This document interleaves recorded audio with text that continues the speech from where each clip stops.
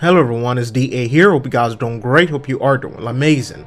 Last time during our lore discussion, we talked about the void, the powers within, and the entity living in it as well.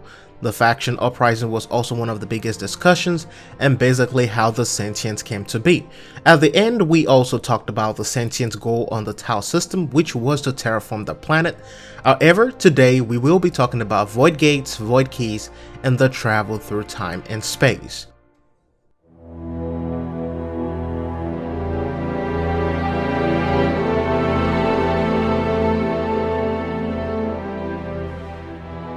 One of the biggest indicator of an Orokin's presence in any planet is going to be their technology.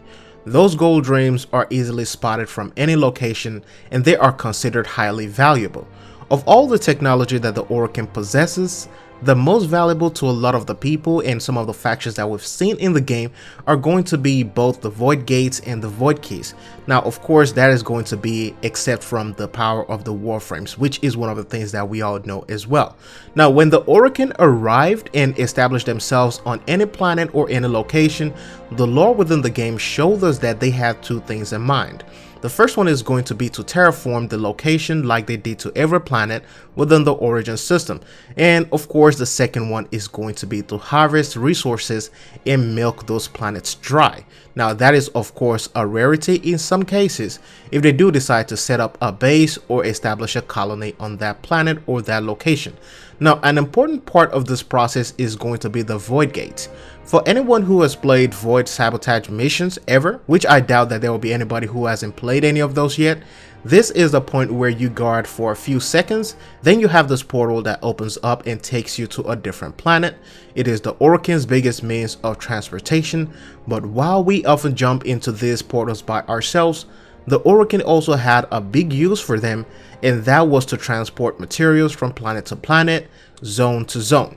This also leads to the conclusion that the Orokin would first build a void gate once they arrive on any single planet. This will be their way of moving in resources and other tech to establish and fully terraform that planet. This also is why the technology is very rare and very valuable. A void gate is very big, so I doubt that anyone would just be able to uproot one and just carry it to whatever location that they are looking for. However, the void gates might not be the most valuable thing when you fully examine Orokin technology as well. One thing valuable than the void gates are going to be the Yanis Keys. These are basically the holy grail of everything. You will see Captain Vor carry it around on his chest or use it whenever you are fighting him. Not only did this key give him immense power and immortality, which we have seen from time to time, it also gave him access to valuable Orokin relics, powers, and some knowledge. The Yanis key can open the void gates using the void engine. It can open Orokin vaults if you choose to use it that way, and it can power any Orokin machine as well. So basically, this is like the password to every Orokin thing ever. Now this is also why this key is considered by many in the system as the most powerful resource to own. It is a conduit to which all void energy flows through infinitely. So how powerful really is this void gate? We all know that it is capable of transporting matter between spaces, but it is also capable of interdimensional travels through time and space. And for some of you who have been following the lore on this channel or within the game, you know by now that the void is both everywhere and nowhere. The void is a gateway to other dimensions, realities, and also power, but it also is a gateway through time. All you have to do is to calibrate and redirect the void energy in a way that is supposed to, and you will be able to traverse the knowledge of time and space. The void, as the name entails, is a transport, but also a conduit or a place where time doesn't exist. And this is what the game already tells us if you are wondering where I got this information from. This is why anyone who is exposed to the void energy never ages. The reason why the Tenno never aged, this is the reason why we've been kids for thousands of years, and that is crazy, but that is the main reason why. Conjuring the void's power through time, however, is a skill that I believe is very rare within the system itself. Even the Orokin we know right now are incapable of such feat, except there are others that we don't know about. Only few people have been able to made or execute time travel perfectly, and that is going to be the quills, which are the ones that we encounter on Cetus whenever you fight those Eidolons. Now, the proper calibration of these gates, in my opinion, within the void could open portals through time and also reveal the events prior or during the old war. And once we have access to these keys and the exact sequence and coordinates of these things, we could unlock the gateway to the past and to the future. Now, this also means that for some of you who are wondering or fascinated with the old war, you could actually play a role in this revolution. You could play a role in the Tenno Uprising. That is, of course, if DE wants to create a quest for that, that will be the gateway or the route to go through. This also means that we can go back in time and experience what the world was like before those big events, before the Sentients came back, even during the rise of the Orokin Empire. This is why the power of the Void and the Void Keys are very, very crucial within the game. So many people wield it, but none fully understand its powers. Now, here is going to be the crazy part about the possibilities of time travel in Warframe. Because time is always in motion, it is constant, the problem that we will face is that if you go through these things, based on the lore of the game, the Tenno goes back in time through the Void Gate, they will need another Void Gate to travel back to the future or maybe to the present, and that would be nearly impossible without them being spotted using those Void Gates.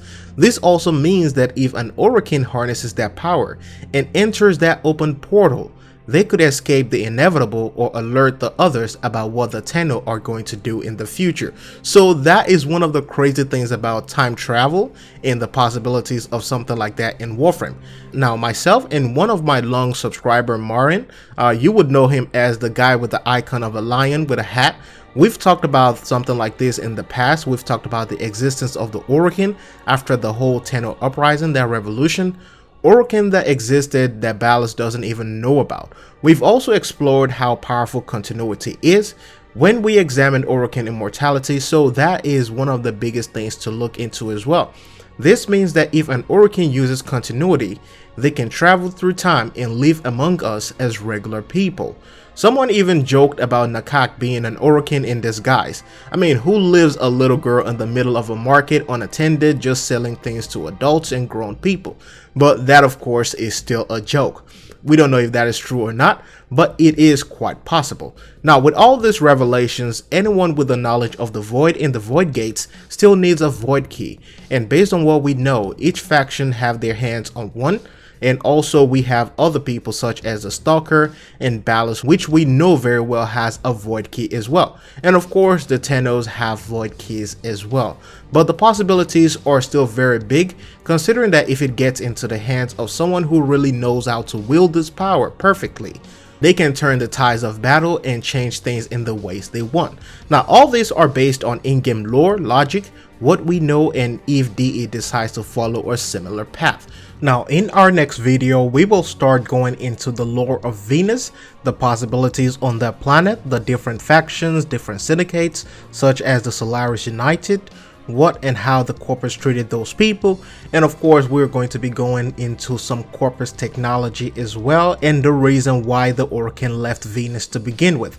Now, this however will be after the Tenno Live event. I needed to make sure that there is enough solid content, enough information to go off on, and also enough media footage as well. So that is one of the main reasons why I will hold that till maybe after the event on the 7th or maybe the 8th. That's when you're going to see that video. Now, if you guys have any suggestions on some lore topics that you would like explored on the channel, I am opening the door, opening the window to you guys right now. Let me know in the comment section. The comment with the most thumbs up will be selected and explored in the other video. So that will basically be the beginning or the title of my next lore video.